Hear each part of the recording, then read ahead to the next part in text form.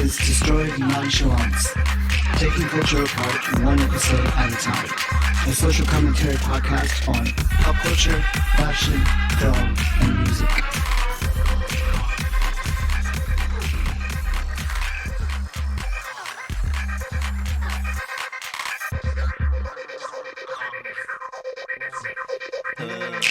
Welcome back to Destroyed Nonchalance. This is Troy. And Rick. And I think this is one of our first recordings of the new year. Yeah. So, Happy New Year. Much belated. And I guess from the top, let's just kind of go over how things have been. I mean, it's February, 4th at this point? Yeah, just starting February. Okay, so let's catch each other up and the audience on January. What have you been up to? Well, we've been up to most of the same thing, but the first thing is just getting over the hump of the new year and getting back into the swing of things. I don't know why it was particularly weird and difficult this year, but I think, well, our cafe closed down, so like we had to find another one. Oh, yeah. Yeah. And when you're so used to this routine where then that is taken, one of the big parts of it, where, okay, everything will be fine once I'm back, and it just, we had to find something else. Yeah, we gave ourselves a break over Christmas, the holidays, and we knew we'd get back to the routine of it, because a lot of it we do like, but we go over to Rathbone Square and we go over to a cafe that we really like, and it closed over the holidays. So that kind of threw everything up into, it made it feel like chaos, at least to me. Yeah, but we got back into it, and we didn't have a choice, really. Yeah, so I mean, where we're at works, and aside from that, and stabilizing into that new routine, we did watch a few movies. I just have a few, as always. Yeah, I have a few. I mean, in TV shows and certain other things, but some of the ones I don't remember, probably for a reason. But one of the new ones this year, I think it may have been the first one we watched this year, was Little Women. Oh, that's right. Yeah. God, it seems like so long ago. Yeah. It's directed by Greta Gerwig, and, Emma Watson and Saoirse Ronan are in it. And really good cast. Yeah. Timothy Chalamet is in it as well.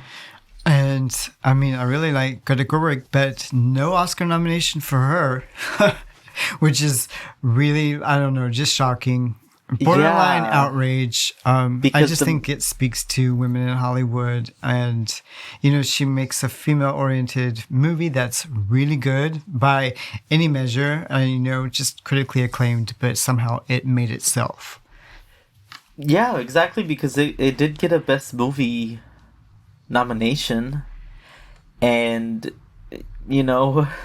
how did the movie direct itself if it's going to have that? Right. It's a crowded field, but still. Were there any actors whose performances were nominated? I think Saoirse Ronan was the... Saoirse, and, I can't remember her name, but she was in Midsummer, and she's this new actress, Plow. Okay. Is her last name, but she got nominated as well for some BAFTAs, and I don't think an Oscar nomination, but I mean, it was recognized basically, and it wasn't, because I've never seen Little Women before, or I mean, I've heard about it, but I've never really seen it. So I'm sure I've seen it, like a movie version of it, because there have been a few, but it's been a while, and none of them made an impression on me like seeing it this time did. Yeah, and I mean, she really added her take on it, and I thought it was effective. Did it seem like a Greta Gerwig movie? I think it did, because it kind of has that I don't want to say quirky. Yeah, I mean, that that's what spice, like a little, like, when they were dancing out in the veranda with their, moving their arms. They wouldn't have danced like that back then, but maybe they would have. But that seemed like very Greta Gerwig. right. Yeah, I mean I think it had her in it, and some directors you can't really tell. Really, No, I I mean, mean, some of them you can't. And yeah. again, I mean, it seems like if you're going to not nominate the director along with the movie, then there needs to be a really good reason why. But maybe it's just the crowded field. So yeah, I mean, I really liked Little Women. We also saw Jojo Rabbit, Oh which yeah. it's We had Yeah. differing takes on that, I think. it's a little bit mixed because of the subject matter, and I don't know. I mean, what did you think about it? I really liked it, and I only learned later about the director and who's playing Taika the role. Waititi. Yeah, so the fact that he's playing the Hitler role and he does it with such a sense of humor, I really like Scarlett Johansson in the movie, and I like what it says politically about buying into categories that your acquaintances and the people that you're surrounded with may not fit into so neatly. And I like that dynamic. And then the melting of like just this preconceived notion of who your enemies are supposed to be. And then, I mean, I did like it because it was from a child's point of view, from a Right. kid's point of view, which I don't think that we've seen very much, especially from a non Jewish child point of view. Right. It was basically the Hitler Youth, and I mean, I thought it was really good and clever how they laid the whole story out, including not seeing how his mom ends in fully. It was very subtle but really effective, and it's just Right. what a stab in the heart. And the part I didn't like was the Hitler.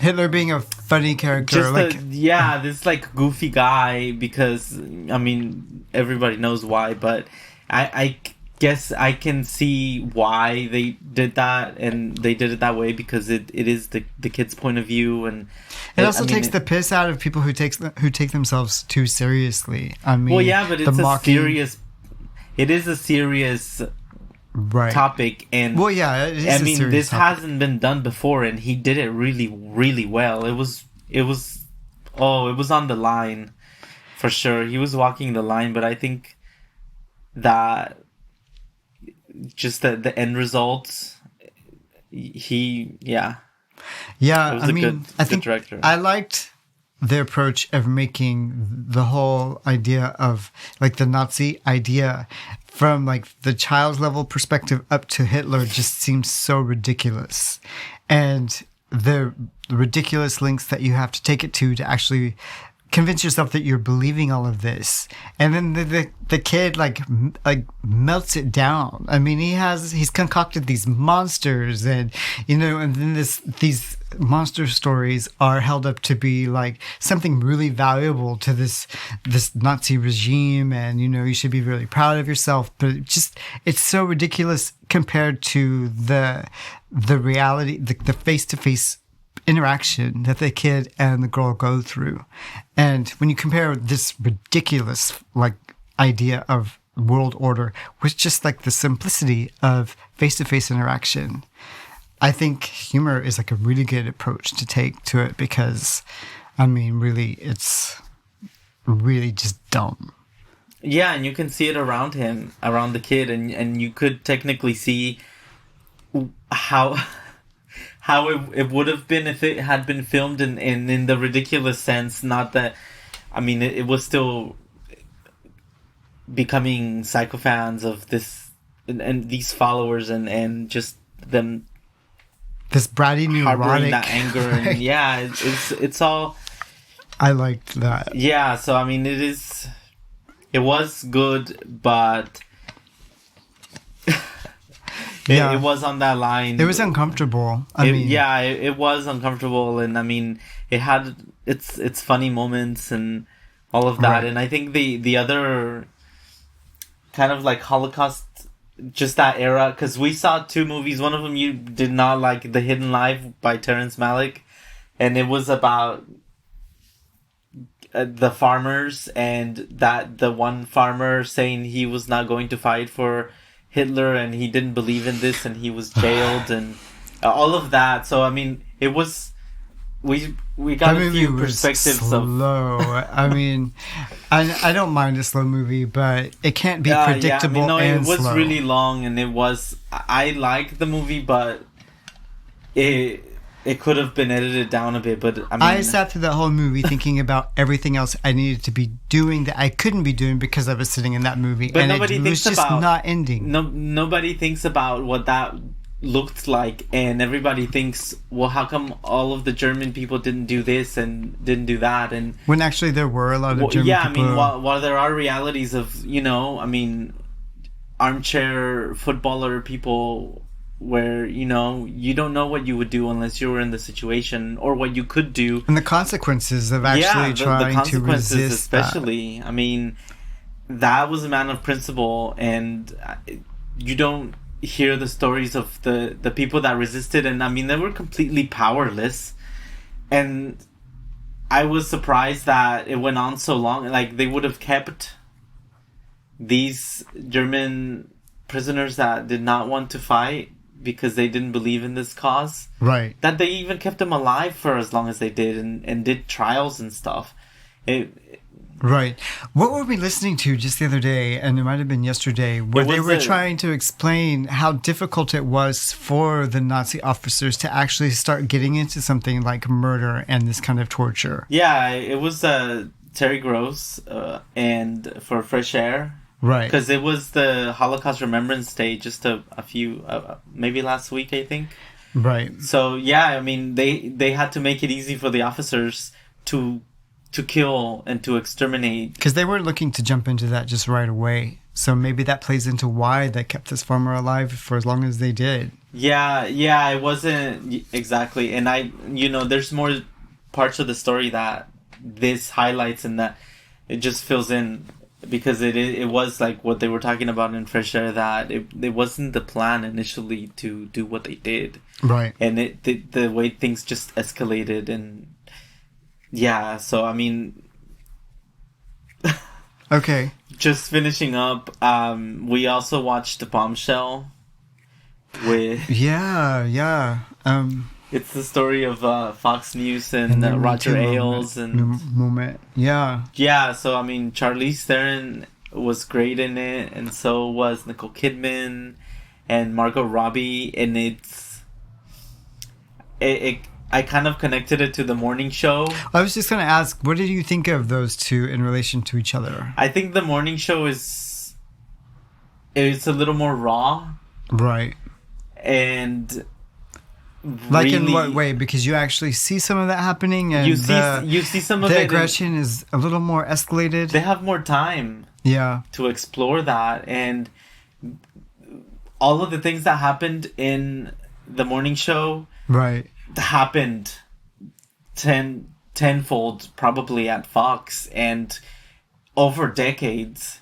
Right. And people were destroyed and probably suicidal, and just all of that. Like, I think they just didn't have enough time, but they did a really good job with the time they had, and it made me interested in people like Megyn Kelly, who I hadn't really paid attention to before, and right. We've seen interviews with her after we saw the movie. Yeah, she was on Bill Maher. Yeah, and just thinking about how Charlize Theron played her and captured the mannerisms and the voice, the posture, the facial expressions. I mean, yeah, it was like a transformation for Charlize Theron. She really got the essence. She did a really good job. So I think, she deserved that. And I mean, I can let you mention some of the other things that you've been up to that we have as well. We did go to the Odeon Leicester Square to hear Todd Phillips talk about Joker, which was really insightful. We enjoyed that, but we can talk about that at another time, because we haven't really talked about Joker very much, and I think it just touches on so many things that I'm studying, that you've probably studied, and things that we think about and talk about a lot. And it's a movie that's really it touched a nerve in the mainstream culture, and now it's been nominated. And it's not as easy to kind of. It's one of those movies that walks the line, so it'll be interesting to talk about that. And I know we've mentioned it before here or there in the podcast, but we never really talked about it in depth. Yeah, and especially his answers. It'll be good to talk about that. Yeah. And I don't know if we've talked about going to see everybody's talking about Jamie in the podcast yet. But that would be a subject that I'd like to get more into, only because, like, first of all, it's a really good musical, and we got to see Bianca del Rio in it, but it has an interesting connection, or a similarity to was it Sex Education? Yeah, the show we've been watching. We actually finished the season. We finished Sex Education. That was so good. I forgot it. I don't know. There's so many similarities running through it when you look at the gay characters and that high school age.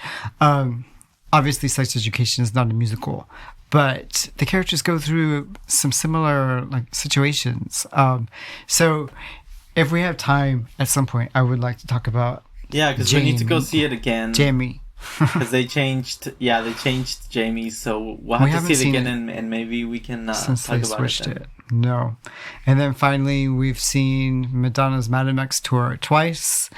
And which we were supposed to see it with Serena on, what was the 27th. The 27th, but as anybody who follows Madonna knows, she's canceled over 10 shows by now. She's injured, and that was one of the ones that Madonna canceled. So Serena, we're going to be seeing the Madame X with Serena on the 6th.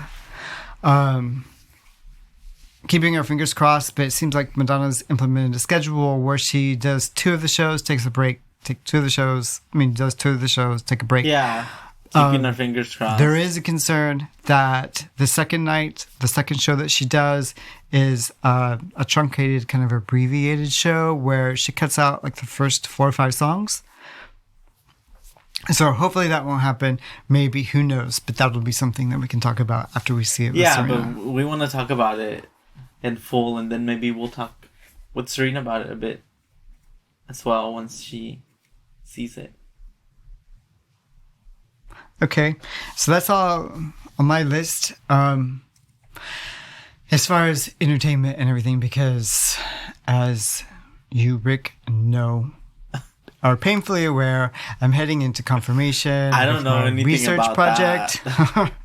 which is, I'm just at the point in my research project. It's like a year and a half in, and now it's coming to the point where I need to prove that my project is likely to make a contribution to knowledge by the time that it needs to be completed, which is in 2022.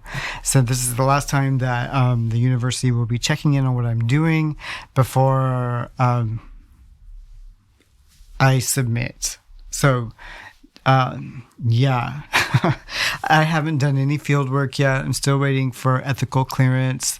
My supervisor, Jane, she and I have talked about it, and there's a pretty good feeling that I can get through confirmation not having done any field work by really explaining and detailing my intervention in this field that I'm studying in terms of theory and the logic of how it connects to methodology.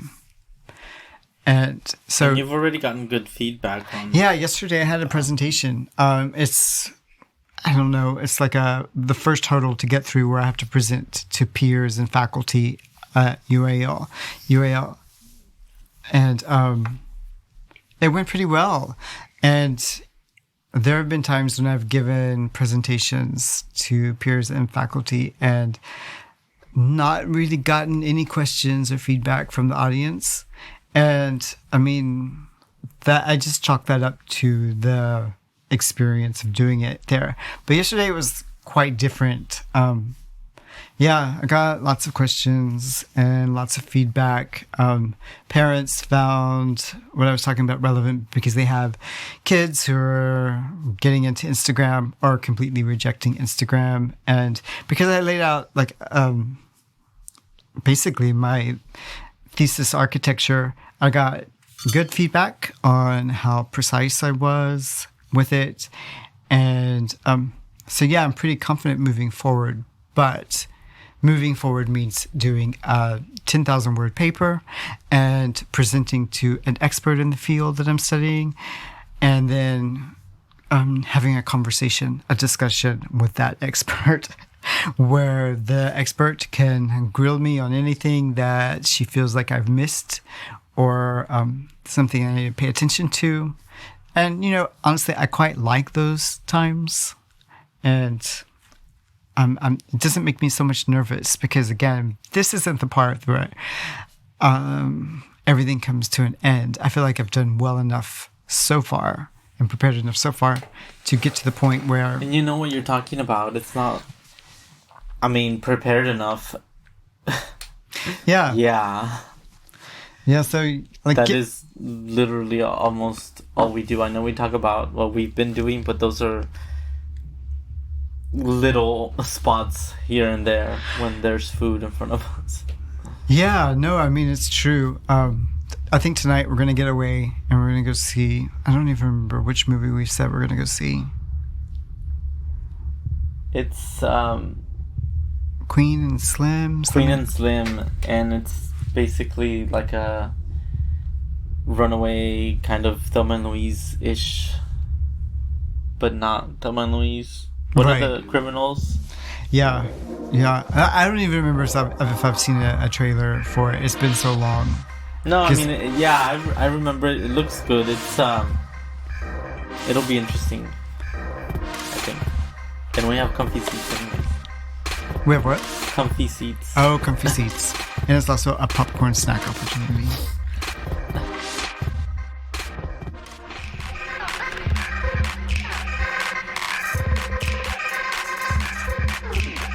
So, should I talk about what I talked about in my presentation? Do you want to hear anything about it, or is it going to be boring? No, it's not going to be boring. I mean, I think you should talk a little bit about it. Don't give away too much. I think you made me a little paranoid whenever I was working on a project, and it was like, okay, you can say this much, but keep it close to the chest. Yeah, I mean, honestly, it's a lot to go into anyway. I guess the part I could focus on today would be, just fashion as a practice. So what is that? Because I had a really hard time when I was looking into this, because it doesn't have a clear definition, and it was really a lot of information that you really have to read through a few times to gauge what it is. Yeah, I mean, it's really interesting because everyone has this idea of what fashion is, and most of the time you think of like Oxford Street and clothing and dress. I mean, I think more people just think of it as clothing. I don't even know if they think of it as dress. And then, you think of like trends. I mean, when you hear the word fashion, what do you think of? Well, I mean, I think of clothing. I think of runway shows. I think of trends. I mean, if there's a jacket of the season, or just the way people are dressing. Really, right. But when I put it together with as a practice, I mean, I can think of what that might mean, but this is an academic term, right? So okay. It's like, I mean, it can sound like a simple definition, but I know it's not. There's right. more. There's a lot more to it, which is kind of like what our job is to do, especially. Yeah. So okay, there's clothing, but then you mentioned trend. And I mean, and what's a trend? It's something that develops over time and it changes. Why does it change? Why is it not just fashion? Why is trend and time even a part of it? And that gets into the complexity of the definition of fashion that I'm using. And again, this is all just from my perspective, right? So, yes, fashion is connected with clothing. Fashion is connected with dress. Fashion is connected with the media that talks about clothing and dress, the industry that sells clothing and dress. And, yeah. But fashion as a practice, for me, starts to look at the difference between fashion and design. And practice is something that you do. And what allows you to do it? There's a level of access. What allows you to do it? There's a level of understanding of what to do. And there's a level of understanding of what's possible to do and what's appropriate to do. And for me, this idea of the possible and the appropriate, practice is very much connected to configuring that, and relating that. And those kind of ideas, that process of configuring it, is kind of this reflexive capacity changes because situations change and your social sphere changes that you're interacting in. So you're moving from one context to the next. You're bringing different considerations into mind. Like if you're going to... but you just... I might just jump in here and there, but what you were just saying made me think that fashion as a practice is the creatives, like that is their practice, the creators behind fashion and what they can do. Right. Not the people on the other end that are consuming that fashion. Right. So that's where I'm confused with what fashion as a practice means. Okay. Let me go over some like key reference concepts here that I use, and then I can go back to answer your question. Okay. So I really like Joanne Entwistle's description of fashion as fashion is a social practice that's experienced through the body, right? And there's a theorist, Simmel, who says that fashion is kind of like a dialectical energy, right? It's a dialectical process. So that means that there's some reflection going on and some comparison, and you have to creatively handle this balance between what I would call the appropriate and the possible. So going back to your question, you think of like the creatives. Well, no, every time you put on clothing, right? Every time you fashion how you're going to appear in any kind of social situation, you're likely to consider what's appropriate for that situation and what is possible for, like, what are you going to choose from to put on? Right? So is it possible for you to put on like a Gucci gown? No, you don't own one. I mean, is it possible to go naked to the movies? Yes, but is it appropriate? No.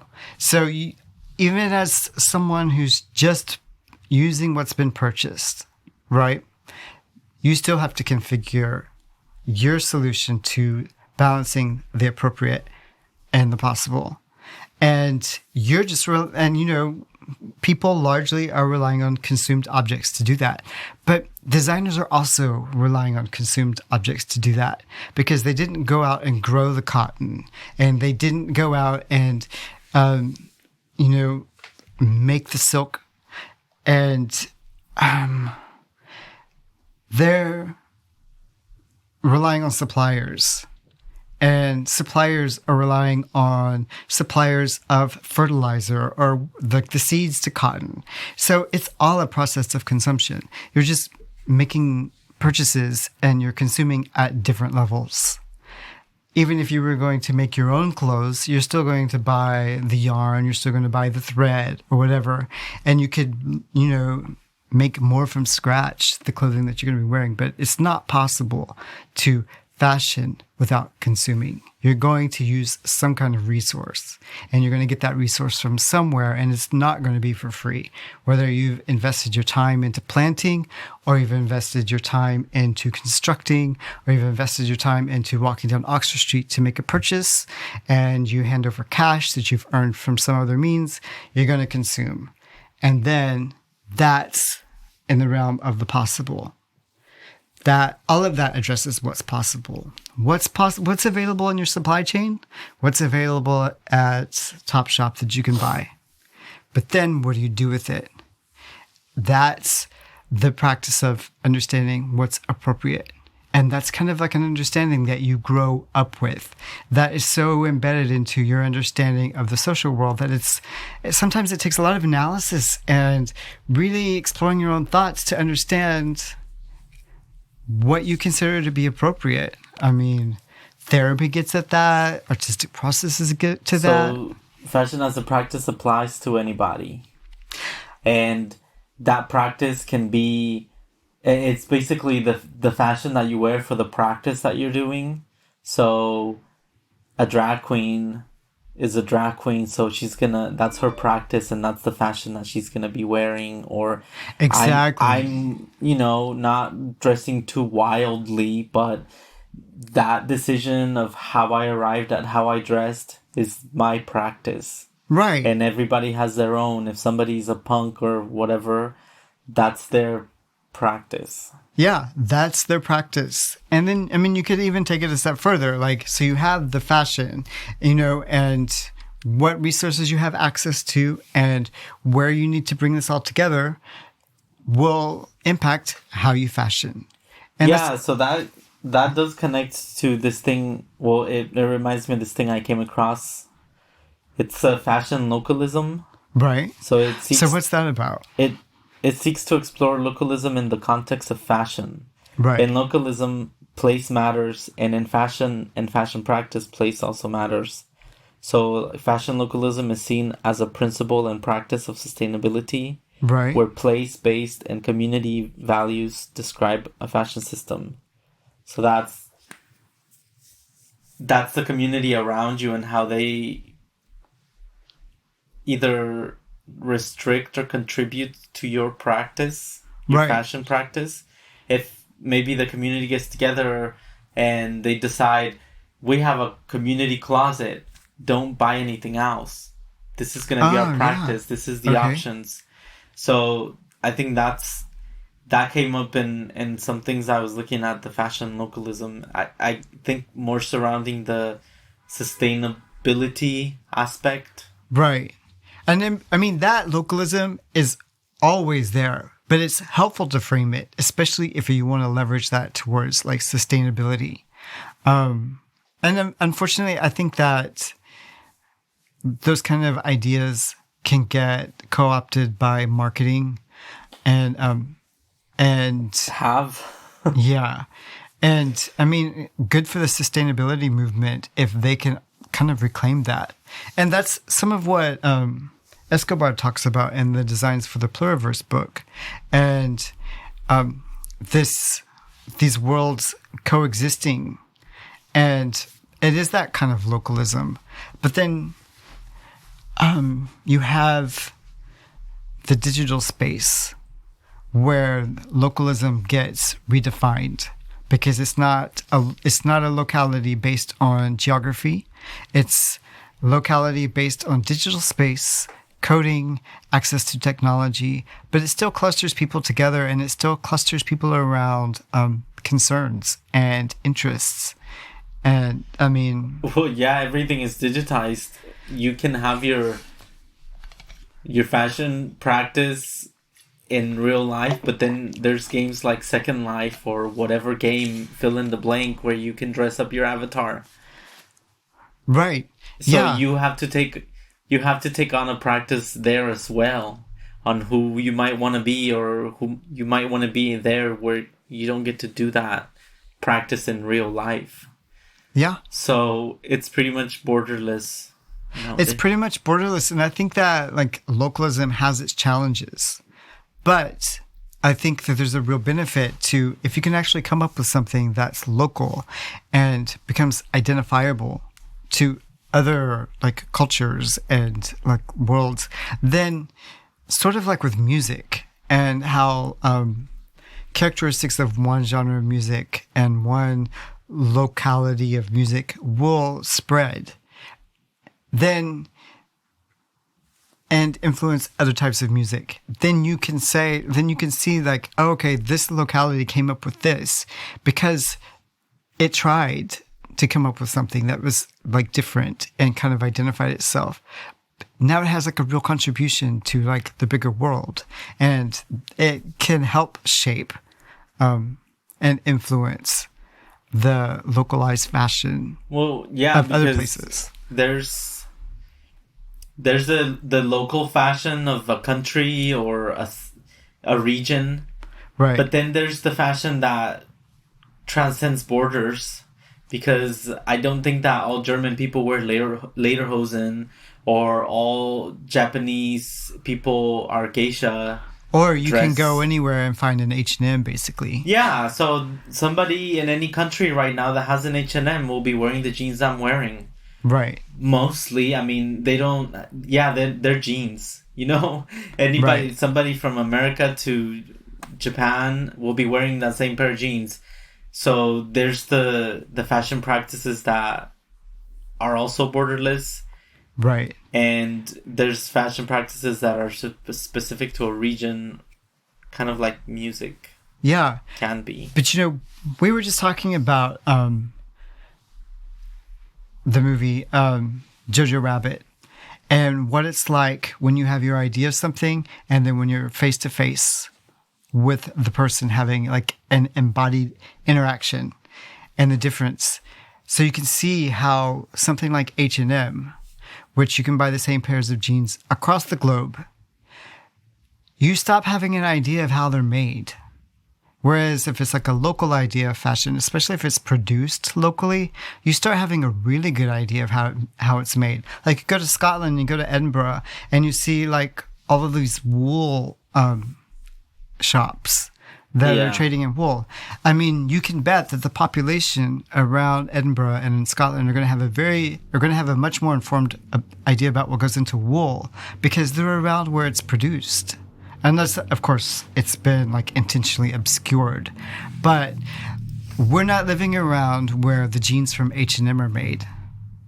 I mean... No, and I agree with that, because then you have like Italy and leather, or even in Mexico where I used to live, the small town, there was a factory that made shoes, and a lot of the local people worked on those shoes or would take them home. And I mean, I can walk down Oxford Street and see some of those shoes. Oh, really? I know how a city can smell like the leather, and I know how, family and friends would work on those shoes. Some of it is in the factory, but some of it you can take home so you can put the pieces together. Right. So, yeah, it is... It can be very, like, region-specific where I don't know how they make these jeans, but, somewhere in Turkey or India, they know. They're going to know. And, yeah, because they live it and it's around. And it makes that whole idea of accountability so much more immediate. And, I mean, this fashion as a practice, too, because you can have the same pair of blue jeans, but some people will not fold them up. Maybe people in London, they have a style where you're showing ankle and that's the trend. And other countries will not wear their jeans like that, or certain countries, the trend on having ripped up jeans might be a thing. So I mean, you can still kind of like narrow down if you really want to. Right. Because at some point it becomes almost like a canvas that you do your thing with, even if you bought it from a store. Or get a patch or whatever, add something to it. Right. Yeah, and that's part of design. right?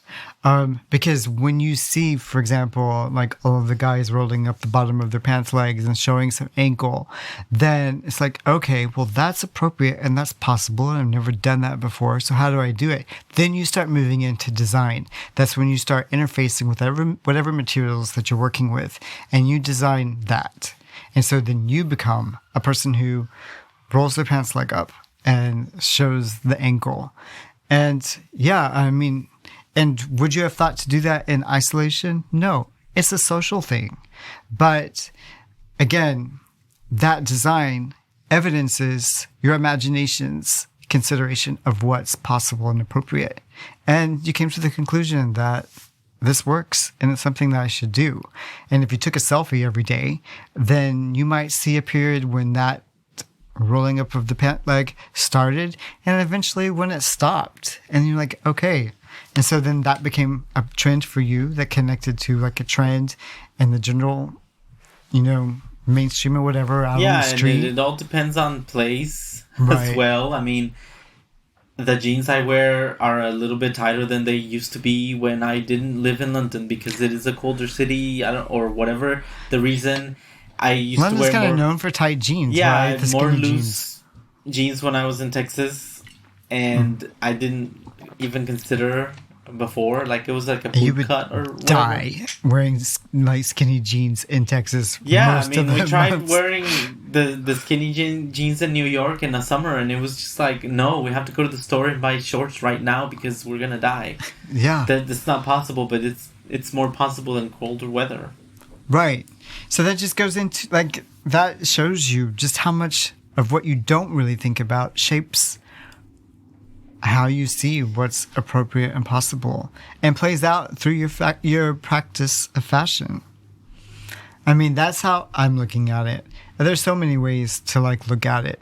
Yeah, well, this podcast is helpful, but it has to be written down somewhere where it's like SEO to hell, so that when somebody searches the term fashion as practice, something will come up.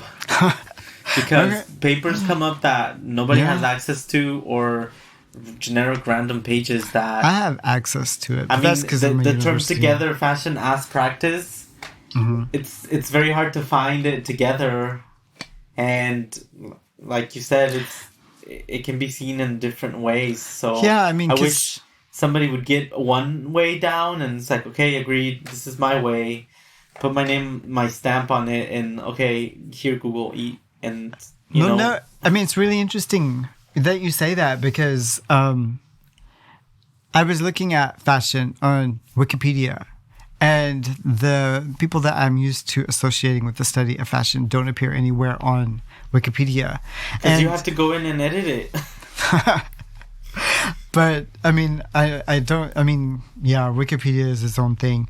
But yeah, I mean, there's fashion as a consumed product. There's fashion as an industry. Fashion as media. There's so fashion- many, there's so many faces of it. Yeah. So it'll be interesting to continue to dissect it. But fashion, I don't know if fashion as a practice is, it's interesting. It sounds see it this abstract when I describe it the way that I do. I mean, but that's But it's also simple in a way once you get it. right. And once you understand it that way, it I think makes so. sense. But if you're, here's your writing assignment, tell me about this. And you're just, you have to go and look and learn, right? And it was very difficult to find something that was specific. Right. If you're, if you just have a few hours, of course, once you spend days fleshing something out, Years.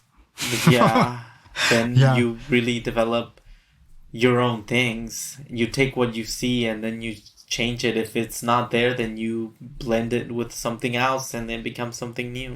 Yeah. I mean, to kind of close this out, some of the feedback that I got yesterday was that my chances of getting through confirmation reasonably well are good, because I've moved from literature review to kind of putting together my own ideas of these theories and concepts, which I wasn't consciously doing.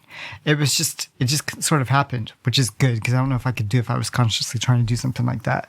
But yeah, just the exposure and having to work with them and use them as like lenses to analyze what you're seeing out in the world or analyze like texts that you're reading, academic stuff. It just kind of happens, and it's...